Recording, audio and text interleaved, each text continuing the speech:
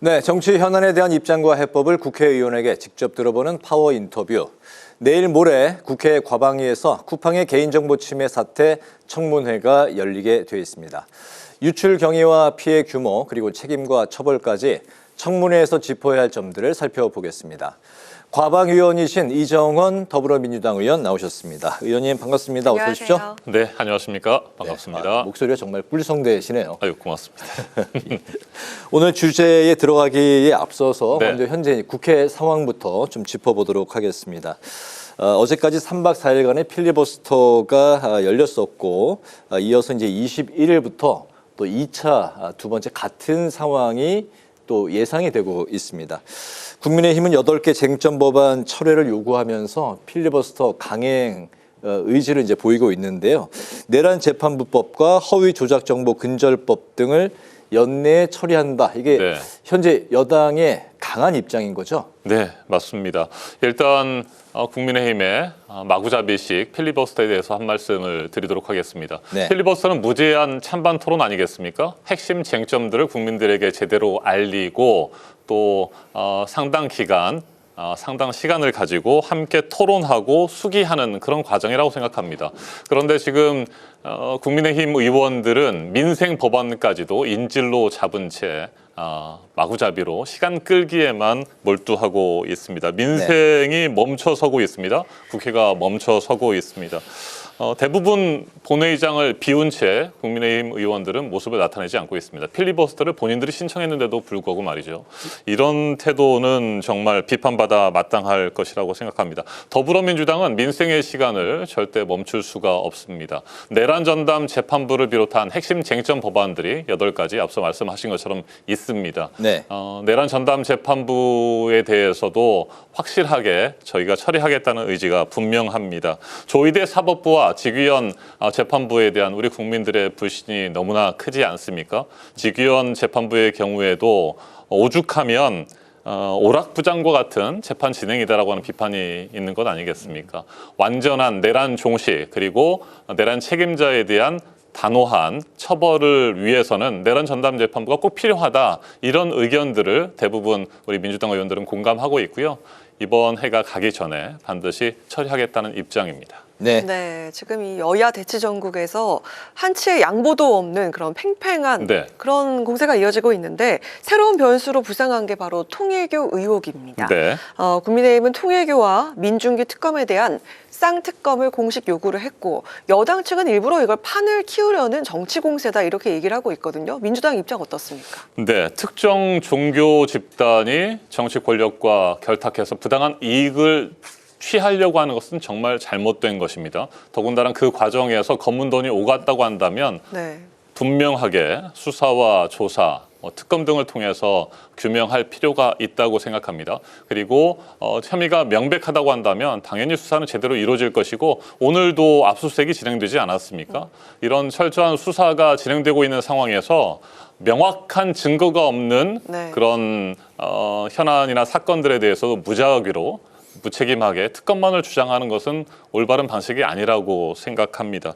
국민의힘의 의원의 경우에 정치적 이익을 대가로 금품을 받은 혐의가 너무나도 뚜렷하고 관련 증거들이 있었기 때문에 또 구속되고 또 수사가 진행되고 있는 것 아니겠습니까? 마구잡이로 충분한 근거도 없는 상태에서 무책임하게 특검만을 주장하는 국민의힘의 입장에 저는 동의할 수가 없습니다. 그렇군요. 자, 이슈를 이제 쿠팡 사태로 좀 넘어가 보도록 하겠습니다. 오늘 이제 대부분의 이제 시간들이 이제 쿠팡 이야기로 이제 이어질 것 같은데 17일에 열리는 쿠팡 정보 유출 사태 청문회에 모든 국민들의 관심이 쏠려 있는 것 같습니다. 그런데 김범석 의장과 또 2명의 전 대표가 현재 불출석할 걸로 예상이 되고 있는데요. 그동안 이제 사과문이 이제 무성의했다, 또 유출을 노출이라고 표현을 했고, 또 피해 배상에 미온적인 거 아니냐 이런 여러 가지 이제 비난 여론이 지금 있는 상황입니다. 사태 이후에 이제 쿠팡의 태도, 국회 또 불출석. 현재 의원님은 좀 어떤 점들을 짚고 싶으실까요? 네, 이번 쿠팡 사태는 단순한 해킹이나 정보 보안 침해 사건이 아닙니다. 쿠팡의 총체적인 보안 무능과 무책임을 보여주는 그런 사건이라고 생각합니다. 예방과 탐지 대응, 관리 등 모든 단계에서 총체적인 부실을 드러냈습니다. 완벽하게 그런 중요한 절차들이 붕괴됐다고 판단합니다. 그렇다고 한다면 당연히 국회는 관련자들을 불러서 청문회도 하고 현안 질의도 해야 하는 것 아니겠습니까? 그런데 쿠팡의 핵심 3인방이라고 불리는 김범석 쿠팡 INC 의장, 그리고 강한승 북미사업개발총괄, 박대준 전 대표 등 이 3명이 불출석 사유서를 제출하고 나타나지 않겠다고 하고 있습니다. 도저히 묻고 할 수가 없습니다. 그리고 브렌 매티스라고 하는 쿠팡 최고 정보 보안 책임자, 그리고 7일차의 임시 대표를 맡고 있는 해롤드 로저스 쿠팡 INC의 최고 관리 책임자 겸 법무총괄인데 네. 이 미국인 2명을 내세워서 핵심 책임자들은 다 도망가 버리는 그런 상황입니다. 정말로 우리 국민들의 중요한 개인 정보가 침탈됐고, 그리고 쿠팡의 부실과 보안 무책임, 보안 무능으로 인해서 우리 국민들이 피해를 입고 있는데, 이런 식으로 책임 있는 사람들이 청문회조차 나오지 않고 국민들에게 투명하고 또 성실하게 본인들의 잘못을 인정하고 관련 대책을 마련하고 또 피해가 발생한다고 한다면 피해 보상에 대한 계획들을 밝혀야 되는데 그러지 않고 있다라고 하는 것은 절대 저희가 그냥 넘어갈 수가 없습니다. 일단 저희는 내일 모레 쿠팡 청문회를 진행할 것이고요. 네. 이 쿠팡 3인방들이 나올 때까지 계속해서 국정조사라든지 대정부 현안 질의라든지 각종 방법을 동원해서 반드시 진상을 규명하고 또 책임을 요구하고 그리고 피해자 보상 대책을 마련할 수 있도록 촉구할 계획입니다. 네, 알겠습니다. 근데 이 내용인즉슨 그 퇴사한 직원이 네. 그러니까 현직 직원도 아니고요. 그 퇴사한 직원이 서명키를 탈취해서 서버에 당시 접속을 했었고, 심지어 그 5개월 동안 그 아무런 내부 경보가 울리지 않았다는 것에 대해서 보안 전문가들도 이게 말이 안 되는 상황이다 이렇게 얘기를 했더라고요. 맞습니다. 과연 이 사고 원인과 관련해서 이 청문회에서 어떤 부분에 좀 집중해서 질의하실 생각이실까요? 네, 이미 저희 국회 과학기술정보방송통신위원회에서 쿠팡을 상대로 현안 질의를 한 바가 네. 있습니다. 제가 그때도 문제를 지적했던 것이 앞서 말씀드린 것처럼 예방과 탐지가 충분히 이루어질 수 있는 상황이었음에도 불구하고 너무나도 안이하게 대처를 했습니다. 이번 쿠팡 사태가 알려지게 된 것은 그 정보를 탈취해간 그 전 직원이 쿠팡의 고객에게 이메일을 보내면서 드러난 것 아니겠습니까? 네. 자체적으로 이 부분에 대해서 파악하거나 발견한 것이 결코 아니라는 것입니다. 만약에 그 개인정보를 침탈하는 사람이 고객에게 이메일을 보내지 않았으면 지금도 네. 털린 뒤에도 털린지조차 모르고 그렇게 가만히 앉아 있었을 거라는 생각이 듭니다. 그만큼 무능하고 무책임한 쿠팡입니다. 예상 징후를 충분히 감지할 수 있었어야 되는데 보안 시스템이 전혀 갖춰지지 않았다. 더군다나 무용지물이 된 정보 보안 인증이라는 게 있습니다. ISMSP라고 하는 것인데 이건 한국인터넷진흥원에서 관리를 합니다. 쿠팡은 지난 2021년과 2024년 두 차례에 걸쳐서 이 보안 인증을 취득했습니다. 그런데 보안 인증, 최고의 보안 인증이라고 하는 것들이 정말로 무기력했던 것이고요. 여기에 대해서 제대로 관리조차 하지 않은 것입니다. 특히나 이 퇴사자가 지난해 12월에 퇴사하고 본격적으로 움직이기 시작한 것은 올 6월 이후인데 아마 6월 이후에는 여러 가지 정보를 빼나간 흔적들이 지금까지는 발견됐는데 그 이전에도 얼마든지 더 많은 정보들이 나갈 수도 있지 않았겠는가 저는 그런 생각을 합니다. 네, 퇴직자 관리도 전혀 안 돼 있고요. 그렇게 대규모로 3,370만 명의 정보가 털릴 때까지 쿠팡은 아무것도 모르고 있었던 것입니다. 네. 이 쿠팡의 보안 예산을 들여다보니까 연간 89억이고요. 전담 인력만 200명이 됩니다. 근데 그럼에도 이 관련, 그리고 또 이 개인정보 보호 관련 인증을 또 7개나 보호하고 있는데 그럼에도 유출을 막지 못했다는 점에서 이 인증제도 좀 어떻게 개선을 하면 좋을지 개선책, 그 방안이 있을까요? 네. 아무리 인증을 많이 한다고 해도 이게 제대로 작동하지 않으면 정말 그렇죠. 소용없는 것 아니겠습니까? 한국인터넷진흥원 키사에서도 이 인증을 해주고 나서도 관리를 제대로 하지 않았던 것입니다. 그러니까 예를 들어서 쿠팡을 비롯해서 그 기업이 자기네들이 보안 관련 시스템을 이렇게 갖췄습니다라고 문서를 제출하면 그 문서만 보고 그냥 심사해서 대충 필요한 조건들을 갖췄다라고 하면 인증을 내줘버리는 것이죠. 현장에 가서 실사를 하지도 않았고 그리고 이 보안 인증 시스템이 제대로 작동하고 있는지조차 사후에 관리를 전혀 하지 않았습니다. 이 부분을 지난 현안 질의에서 제가 지적을 했었고요. 네. 일단 한국인터넷진흥원이라든지 과기부에서는 현장 감사, 현장 조사도 또 제대로 하고 또 사후 관리도 제대로 하겠다라고 하는 건데, 그렇게 하더라도 결국에는 그 개인 보호, 개인 정보를 보호하기 위한 기업의 책임 있는 자세와 완벽한 시스템 구축 없이는 이거 보안 인증 시스템이라고 하는 것은 별 소용이 없는 것 같습니다. 네네, 알겠습니다. 말씀하신 대로 현재 그 개인의 정보 포함해서 공동현관 네. 비밀번호까지 노출이 됐기 때문에 많은 분들이 이제 더 불안해하고 있는 상황인데, 또 그 해외 결제 그리고 다른 기기의 로그인 사례도 현재 잇따르고 있고, 맞습니다. 또 개인 통관 고유번호 유출 시 스미싱으로 이어질 수도 있다, 이런 네. 우려도 나오고 있습니다. 네. 현재까지 실제 피해 사례가 있는지 궁금하고, 또 2차 피해로 추가로 또 이어지진 않을까 하는 이제 불안감이 생기는 부분에 대해서 이제 또 어떤 말씀을 해주실까요? 네, 정말 많은 국민들께서 불안해하고 계십니다. 쿠팡의 개인정보가 유출됐다라고 하는 소식이 전해진 이후에 내 정보도 털린 것 아닐까? 그렇죠. 그리고 털린 내 정보가 다크웹 등을 비롯해서 각종 뭐 사이트라든지 클라우드 공간에서 또 유통되고 있는 것은 아닐까라고 하는 불안감들이 큽니다. 저 역시 마찬가지고요. 네. 그래서 저희 의원실에서 한국인터넷진흥원에 확인을 좀 해봤습니다. 한국인터넷진흥원은 털린 내 정보 찾기라고 하는 서비스를 진행하고 있습니다. 이게 그동안에 계속 해왔던 것인데, 네. 쿠팡의 개인정보 유출이 확인된 11월 말, 정확하게 말하면 11월 28일부터 12월 11일까지 한 2주 정도 털린 내 정보 찾기에 얼마나 많은 우리 국민들께서 조회를 하셨는지를 확인해 보니까요. 2주일 사이에 10만 7,802명이 네. 내 정보가 혹시 돌아다니고 있는 건 아닐까, 유통되는 건 아닐까라고 해서 조회를 하셨습니다. 이건 아이디라든지 패스워드가 실제로 다크웹에서 거래되고 있는지 이런 것들을 확인하는 그런 서비스인데, 10만 7,802명이 2주 동안에 그렇게 조회를 했습니다. 이건 지난해 같은 기간과 비교를 해보니까 7배 이상입니다. 717%.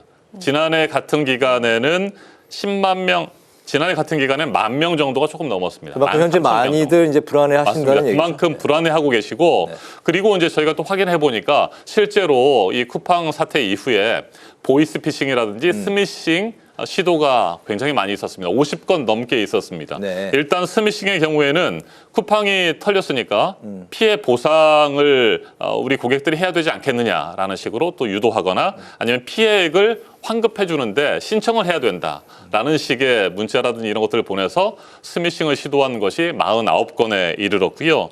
또 쿠팡에서 개인정보 유출 관련해서 혹시 공지라든지 문자를 받았느냐라는 식으로 물어보면서 접근하는 또 보이스피싱 시도도 5건에 이르렀습니다. 지금까지 확인된 것만. 네. 네. 그런데 이렇게 다양한 시도들이 있었고 실제로 2차 피해가 우려되는 상황인데, 쿠팡 측에서는 아직까지 확인된 2차 피해는 없다. 이런 식으로 사실상 뒷짐만 지고 있는 상황이어서 이 부분에 대한 책임도 내일 모레 쿠팡 청문회에서 강하게 물을 계획입니다. 네. 네. 이 잘못하면 회사가 망한다는 네. 생각이 들어야 한다. 들게 만들어야 네. 한다. 이게 바로 이재명 대통령의 맞습니다. 발언이었습니다. 현재 이 개인정보위가 역대 최고로 강력한 제재를 검토 중이라고 하고요. 이와 별개로 국내와 미국에서 집단 소송이 준비가 진행되고 있습니다. 이와 비슷한 사고 재발을 막으려면 좀 어떻게 이번에 조치들이 필요할까요? 네, 이재명 대통령님께서 말씀하신 것처럼 정말 개인정보 피해가 발생하면 그 회사가 망할 수도 있다라고 하는 생각을 가지고 정보 보안 시스템을 제대로 구축할 필요가 있습니다. 제가 오늘 국회 방송에 출연하기 위해서 네. 준비한 자료를 처음으로 공개하도록 하겠습니다. 네. 이게 지금 쿠팡의 리더십 프린시플이라고 해서 리더십, 지도력, 원칙, 수칙에 대한 내부 교육 자료입니다. 직원들을 상대로 하는 교육이기도 하고요. 또 이렇게 쿠팡이 고객들의 신뢰를 얻기 위해서 노력하겠다라고 하는 그 자료인데, 첫 번째 1항에 보면 이런 내용이 있습니다. 고객은 언제나 우리가 내리는 모든 결정의 시작과 끝이다. 진정한 리더는 고객의 신뢰를 신성하게 생각하며 그 신뢰를 얻기 위해서 하루하루 치열하게 노력한다. 이런 내용이 있습니다. 첫 네. 번째 항에. 네. 신뢰를 그렇게 중요하다고 생각하는 쿠팡이 그 신뢰를 저버리지 않았습니까? 더군다나 그 신뢰를 저버리고 그 33만 건에 이르는 3,300만 건 이상의 개인정보가 유출된 상황인데도 거기에 대한 제대로 해명도 하지 않고 진상 규명도 하지 않고 또 피해 보상도 하지 않으려고 하는 그런 쿠팡 아니겠습니까? 이런 회사에 대해서 철저하게 과징금을 물려야 된다고 생각합니다. 징벌적 과징금과 관련돼서 현재 과학기술부와 개인정보보호위원회도 준비를 하고 있고요. 저희도 그 필요성이 굉장히 크다고 생각합니다. 일단 개인정보보호위원회는 개인정보보호법 위반 행위가 발생했을 경우에 전체 매출액의 최대 10%까지 징벌적 과징금을 매기는 그런 대책을 마련하고 있습니다. 이와 별도로 또 과학기술정보통신부에서도 최대 3% 정도의 징벌적 과징금을 또 부과하는 그런 대책을 마련하고 있습니다. 또 사이버 침해 사고가 발생하고 실제로 해킹을 당한 뒤에도 그 기업이 제대로 그 피해 상황을 알리지 않거나 개인정보보호위원회에 지연시키는 경우들이 있습니다. 이번에 쿠팡처럼 유출을 노출이라고 표현하면서 은폐하거나 축소하려고 하는 그런 시도를 하는 경우들은 많은데 이런 경우에 그 지연 신고에 대한 과태료가 현행 3천만 원에 불과합니다. 일단은 뭐 5천만 원 이상으로 올린다고 하는데 그것도 좀 부족할 것 같습니다. 더 많은 지연 신고 과태료도 좀 필요한 것 같습니다. 이행 강제금을 부과하는 그런 대책들도 현재 정부 차원에서 준비하고 있습니다. 보안 시스템이 뚫렸음에도 불구하고 이것들을 제대로 커버하고 또 제대로 그 시스템을 보완하기 위한 대책들을 서둘러서 마련해야 되는데 그런 것들을 하지 않을 경우에 이행 강제금 그리고 앞서 말씀드린 징벌적 과징금 이런 것들을 물려서 정말 개인정보를 제대로 관리하지 않으면 망할 수도 있다라고 하는 생각을 갖게끔 해야 된다고 생각합니다. 한 가지 제가 비유를 들자고 한다면 예전에 전당포라는 게 있었잖아요. 네. 현금을 융통하기 위해서 자기가 소중한 뭐 시계라든지 물건들을 맡겼는데 이 전당포 주인이 제대로 금고를 시건장치도 하지 않고 또 관리를 하지 않아서 도둑이 들었단 말입니다. 그래서 모든 그 물건들이 귀중한 물건들이 다 털렸습니다. 쿠팡의 사례가 바로 그런 것입니다. 그런데 쿠팡은 도둑놈이 나쁜 놈이지 우리도 피해자다라고 생각하고 있는 것처럼 무책임한 태도로 일관하고 있단 말입니다. 절대 그래서는 안 됩니다. 우리 고객들이 믿고 맡기는 건 아니겠습니까? 네, 쿠팡의 이용을 위해서 믿고 개인정보를 맡긴 것인데 그걸 제대로 관리하지 않았다고 한다면 당연히 책임을 져야 되는 것이고요. 그 책임을 확실하게 물리는 것이 정부의 책임이라고 생각합니다. 알겠습니다. 쿠팡 청문회가 이제 모레 17일에 열리고 그 전에 내일 청문회가 이제 하나 더 열리죠. 김종철 방미통위 위원장 후보자 인사청문회가 이제 내일 열리게 되는데요. 국민의힘은 방송 미디어 분야와 이제 무관한 이재명 대통령 코드 인사라고 비판을 했습니다. 이제 이분이 법학전문대학원 이제 교수 출신인데 어쨌든 내일 그 인사청문회가 이제 좀 어떤 분위기로 진행이 될지 그리고 방미통위의 이제 향후 시급한 과제 좀 어떤 것들이 있을지 좀 들어볼까요? 네, 김종철 방송미디어통신위원회 위원장 후보자는 헌법학자입니다. 그리고 언론법 학회장을 지내신 분입니다. 법률적 전문성을 바탕으로 편향되지 않고 공정하게 대한민국의 방송과 미디어, 통신을 책임질 분이라고 저희는 생각하고 있습니다. 국민의힘이 주장하는 것처럼 대통령의 코드 인사 이런 것들은 말도 안 되는 그런 상황입니다. 절대 받아들일 수가 없고요. 방송, 미디어, 통신 분야가 지난 3년 동안 윤석열 정권에서 얼마나 무너져 내렸습니까? 언론 장악, 방송 탄압, 방송 장악을 시도했던 윤석열 정권이었고 그 무너진 방송과 언론을 바로 세우는 것이 지금 이재명 정부의 첫 번째 방송미디어통신위원회 위원장의 막중한 책임이라고 생각하고 있고요. 그 김종철 후보자 그런 역할들을 충분히 잘 해낼 수 있는 분이라고 생각합니다.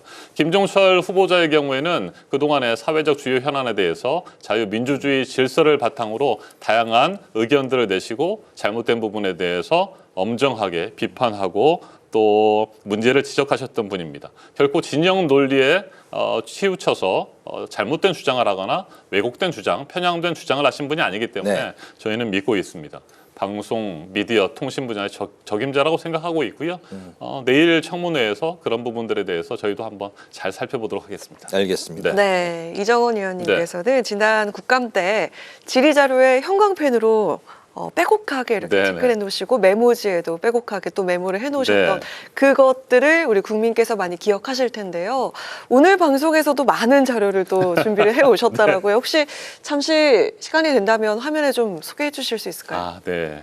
제가 오늘 방송을 준비하면서도 와. 자료들을 좀 많이 준비하고 또 메모도 적고 공부도 좀 했습니다. 네. 물론 머릿속에는 있습니다만 네. 생방송을 할 때 굉장히 중요한 팩트들이 자칫 틀리는 경우들이 좀 있습니다. 제가 28년 동안 기자 생활을 했고 한 22년 정도 뉴스 앵커를 생방송을 했었는데 그럴 때마다 습관처럼 했던 내용들입니다. 중요한 팩트가 틀려서는 안 된다. 네. 더군다나 이것들이 항상 영상 자료로 남아있는 것 아니겠습니까? 네, 그렇죠. 그리고 제가 오늘 보도하는 뉴스를 통해서 누군가는 또 그것을 진실이라고 믿고 또 이야기할 수가 있는 것 아니겠습니까? 너무 빼곡해서 이게 다 보이실지 모르겠어요. 네. 방송 중에. 이게 이제 제 자신의 노하우가 좀 있습니다. 직접 눈으로 보고 공부하는 것보다는 그래도 한번 써서 보면 그렇죠. 바로바로 팩트들을 확인할 수가 있습니다. 네. 네. 대입 시험 노트를 보는 것 같은. 그렇죠. 어쨌든 그렇게 굉장히 공부했던 기억이 열심히 있습니다. 준비를 하시는군요. 이게 단발성이 아니라 꾸준히 하셨던 것 같은 게 저희 그 국회 방송 국회 네. 책마당 출연하셨을 때도 똑같이 이렇게 메모하셨던 기억이 네. 나고 국감에서도 이렇게 자료를 열심히 준비해 주셔서 그래서 그런지 모르겠어도 그 국감 우수위원으로 또 선정이 됐던 거 기억나는데요. 네, 맞습니다. 국감 우수위원으로 선정해 주셔서 더 열심히 해야 되겠다라는 생각을 하고 있습니다. 이 생방송이라고 하는 것이 어찌 보면 국회에서 의정 활동하고 현안 질의라든지 청문회, 각종 상임위원회 회의할 때랑 비슷합니다. 네. 저희 국회에서 활동하는 것도 생방송으로 국회 방송을 통해서 유튜브를 통해 나가지 않습니까?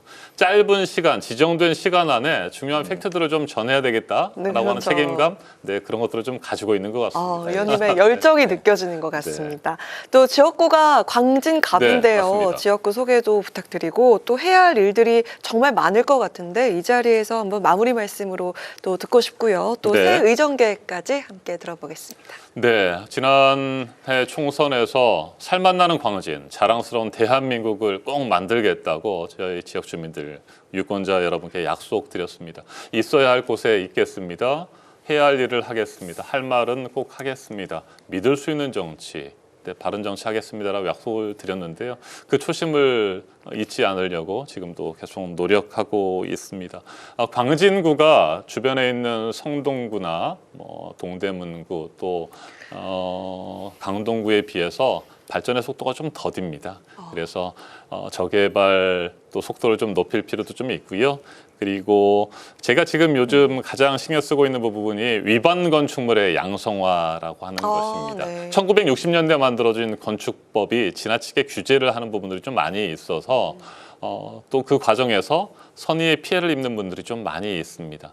위반 건축물은 맞은데 그 사실을 모르고 집을 매매해서 들어갔거나 세입자가 되신 분들의 경우에 위반 건축물로 낙인이 찍히면 평생 해마다 수백만 원, 수천만 원의 이행 강제금을 강제금 내야 내야 하고요. 하죠. 네. 또 전세 대출도 안 되고 주택담보 대출도 안 되고 되고. 그렇게 해서 다른 곳으로 이주도 할 수 없는 그런 상황, 굉장히 피해를 입는 분들이 많이 계십니다. 네.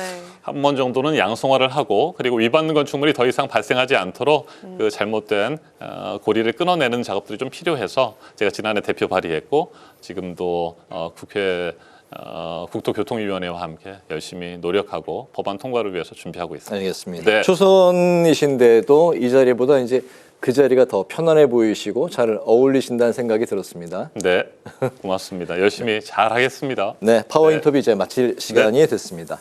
오늘은 더불어민주당의 이정원 의원을 모시고 여러 가지 정치 현안에 대해서 의견을 들어봤습니다. 오늘 말씀 잘 들었습니다. 네, 고맙습니다. 네, 고맙습니다.